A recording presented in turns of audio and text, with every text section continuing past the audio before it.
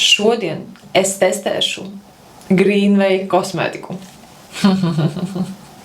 Es jums zēru, es to kosmētiku neizplatu, bet es esmu ļoti pateicīga vienai no manām sekotājām Intei, kura tieši ar Greenway nodarbojas, un viņa man atsūtīja kasti ar kosmētiku. Pirmais iespējas, šī kastīte man patīk. Man šķiet, ka izskatās dārgi, izskatās labi, bet visa kosmētika ir ļoti, ļoti viegla pēc svara. BB krēms ir domāts visiem ādas tipiem. Sajūta uz ādas nav baigi smaga. Ir aizdomas, ka viņš padarīs, jau padarīja manu ādu mazliet tādu speķaināku. Sausas ādas īpašniece varētu būt neko tā. Šī konsilera formula ir tāda, kādu mēs arī gaidām tādā stikā. Es domāju, ka daudzām ir bijuši kaut kāda tādā.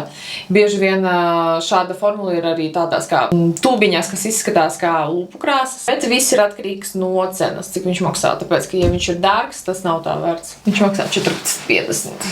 Es domāju, ka viņš ir par dārgus šai formulai. Es par viņu varētu samaksāt kādi maksimums 5 eiro. Uz acīs man ir tāds burvīgs brow pencil ar 2 pusītēm.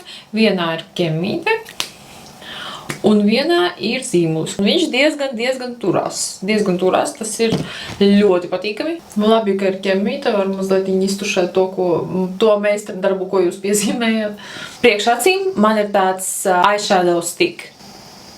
Viņš tā minimāli maigi staro. Ēnas zīmulis rada unikālu vēsumu sajūtu uz plakstiņiem. Jā, tas gan. Es te domāju, kāpēc viņš tik vēs? Tiešām, šis zīmulis rada vēsumu sajūtu. Tušā. Apjomu skropstām viņa viennozīmīgi piešķir. Es neteiktu, ka viņa baigi viņas atdala, bet tām beibēm, kurām patīk apjoms, tiešām šī strādā. Lupu zīmulītis. Notestēsim. Uzklāšu uz rokas. Ļaušu piefiksēties un tad pārbaudīsim noturību.